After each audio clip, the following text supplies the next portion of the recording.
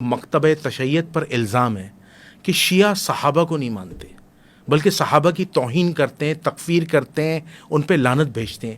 کیا یہ بات حقیقت ہے؟ کیا اس بات میں کوئی سچائی ہے؟ اس کو ذرا بیان کیجیے۔ دیکھیں، ہمارے درمیان میں ہمارے نزدیک ایمان کی جو ریڈ لائن ہے نا، وہ ہے اہل بیت علیہم السلام، جو رسالت مآب صلی اللہ علیہ وآلہ وسلم، مولا کائنات جناب سیدہ زہرا سلام اللہ علیہ اور ان کے دو بیٹے امام حسن اور امام حسین علیہ السلام ہیں۔ یہ ہماری ریڈ لائن ہے۔ جو شخص بھی، ہمارے لیے ہر شخص قابل احترام ہے، قابل قدر ہے، ہم اس کو حق پر مانتے ہیں جو اس کا حق ہے، لیکن جب بھی کوئی شخص ان 5 ہستیوں کے مقابلے پر آئے گا وہ حق نہیں ہو سکتا، چاہے وہ علمی طور پر آئے، عملی طور پر آئے، معاشرتی طور پر آئے، فکری اور قاضی طور پر آئے، ہم اسے ناحق مانیں گے جو ان 5 کے مقابلے پر آئے گا۔ المیہ یہ ہوا، تاریخ نے یہ دیکھا کہ کچھ افراد ایسے تھے جنہوں نے پریکٹیکلی اور وربلی دونوں طرح سے ان 5 افراد کے مقابلے پر کہیں نہ کہیں جسارت کی ہے کہ جس کی ہرگز اجازت نہیں تھی۔ وہ سرور عالم محمد مصطفیٰ صلی اللہ علیہ وآلہ وسلم، جس کے بارے میں کہا گیا کہ لولا کا لما خلقت الافلاق، خدا کہہ رہا ہے کہ اے رسول، آپ کو نہ بنانا ہوتا تو میں یہ کائنات نہ بناتا۔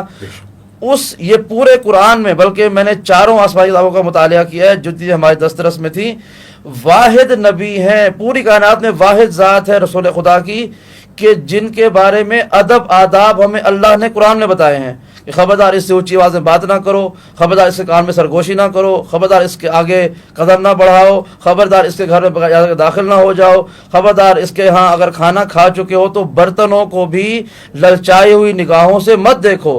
یعنی اس قدر تمیز اور ادب سکھانے والی خدا بند کریم کی کتاب ہے رسالت مآب کے بارے میں۔ تو اگر کوئی شخص ان سے زبان درازی کرے، ان سے قدم آگے بڑھائے، حکم عدولی کرے، تو اس کو تو ہم نہیں مانیں گے نا پھر۔ بالکل صحیح۔ یہی معیار ہمارا بقیہ 4 افراد امیر المومنین جناب سیدہ اور امام حسن اور حسین کے بارے میں بھی ہے۔ تو ہم نے جب تاریخ کے ان کرداروں کو دیکھا کہ جنہوں نے ان 5 کے ساتھ جسارت کی، جرت کی، ان کے معاملات ان سے تنازع کا شکار ہوئے، تو ہم نے اہل بیت علیہ السلام کو اہمیت دی، ترجیح دی، ان کا دامن تھاما، مخالفت کرنے والوں کو چھوڑ دیا۔ اہل تشیع اور اہل سنت میں جو مین اختلاف ہے وہ اختلاف اصحاب کا ہے کہ اہل تشیع جو ہیں وہ منصب خلافت یا منصب امامت کی وجہ سے اصحاب کو نہیں مانتے۔ اس الزام میں اتنی ہی صداقت ہے کہ اگر میں یہ کہوں کہ اگر کوئی یہ کہے کہ اہل تشیع افراد مذہب جعفری کے ماننے والے اصحاب کی توہین کرتے ہیں یا انہیں نہیں مانتے، اس میں اتنی ہی صداقت ہے کہ اگر میں کہوں کہ جس طرح اہل سنت کے افراد اہل بیت کو نہیں مانتے، ٹھیک، اہل بیت کی توہین کرتے ہیں، تو اگر میں یہ جملہ کہوں تو یقیناً اہل سنت افراد، علماء، عوام، خواص سب یہ کہیں گے کہ ایسا نہیں ہے، ہم تو مانتے ہیں اہل بیت کو۔ تو میں پوچھوں گا کیا مانتے ہیں آپ؟ تو جواب یہ آئے گا کہ جو ہمیں تاریخ میں ملا اہل بیت کے حوالے سے ہم وہ مان لیتے ہیں۔ تو من نوعاً ہمارا جواب بھی یہی ہے کہ ہم ہرگز ایسا نہیں ہے کہ اصحاب کو نہیں مانتے، ہم مانتے ہیں، لیکن ہم ان کے بارے میں وہ عقیدہ رکھتے ہیں جو ہمیں تاریخ میں ملتا ہے، جو ہمیں کتاب اور سنت میں ملتا ہے۔